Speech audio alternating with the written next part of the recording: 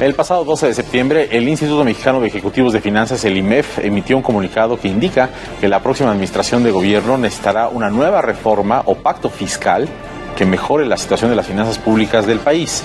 Para hablar sobre ese tema, nos acompaña aquí en el estudio Adriana Berrocal, presidenta nacional del IMEF. Hola, Adriana, ¿cómo estás? Muy bien, buenas tardes. Gracias por estar con nosotros. Muchas gracias. Qué tema tan interesante, importante. Fíjate, en esta misma silla donde tú estás, le preguntaba yo al secretario de Hacienda, José Antonio Meade, si efectivamente pues esto será relevante para el futuro, porque México necesita fortalecer sus finanzas públicas. ¿Ustedes qué piensan?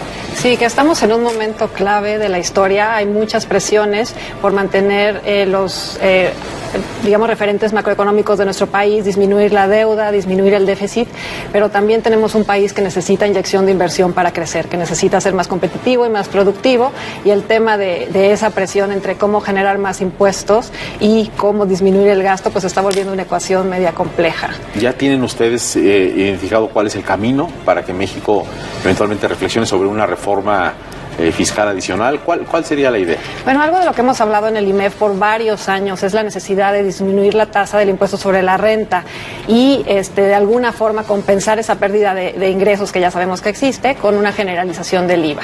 Algunos de los argumentos que se han utilizado para no avanzar en ese sentido tienen que ver con que a lo mejor vas a dejar desprotegida a gente de menores recursos, pero también pensamos que esto se puede complementar con tener algún tipo de paquete o subsidio especial para este sector de la población.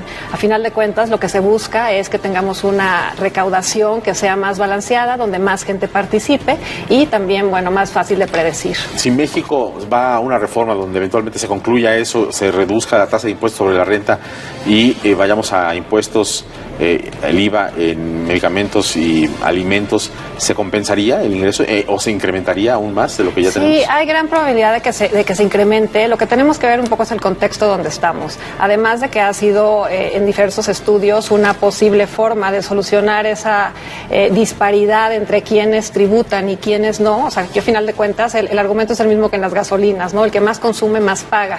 Tenemos una presión adicional con las amenazas de los Estados Unidos de hacer una disminución a sus tasas de impuesto corporativo, más allá del tema del impuesto de ajuste fronterizo. Entonces tenemos que estar pensando cómo vamos a reaccionar si se llega a dar una disminución, aunque no sea tan significativa como la han anunciado. ¿Cómo ven ustedes al país económicamente de aquí hacia el final del sexenio?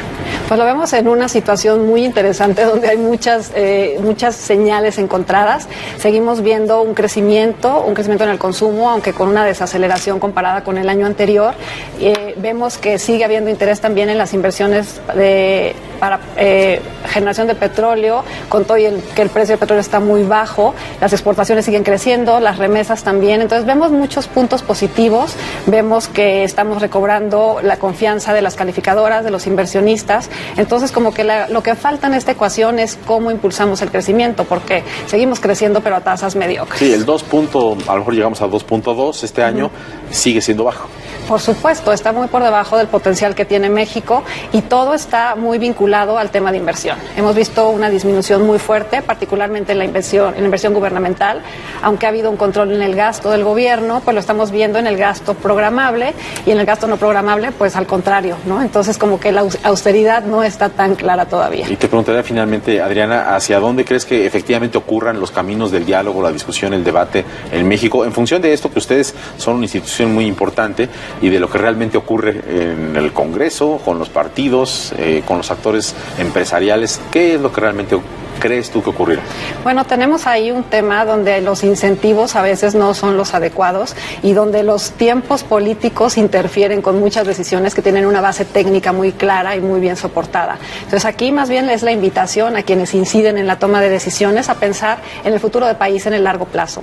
Cómo nos desarrollamos, cómo crecemos, cómo nos volvemos competitivos, no nada más pensando en el Tratado de Libre Comercio, sino cómo como país podemos ser atractivos para participar en este mercado global que nos requiere nuevos conocimientos y una economía pues basada en tecnología, innovación y conocimiento. Tú como presidenta del IMEF, ¿piensas que en 2018 se pone en riesgo el modelo económico de país por los candidatos que pueda haber? No, nosotros estamos convencidos de que las instituciones se están fortaleciendo cada vez más, de que se están generando los contrapesos y que el mercado es el que rige al final de cuentas en las decisiones. Creo que todos estamos buscando, incluyendo los candidatos de cualquier perfil que sea, que nuestro país progrese, que haya un mayor bienestar en la población, y salirse de la economía de mercado no es la solución, y creo que todos lo tenemos claros. Entonces tendremos que continuar el diálogo, pero vemos un futuro optimista. Pues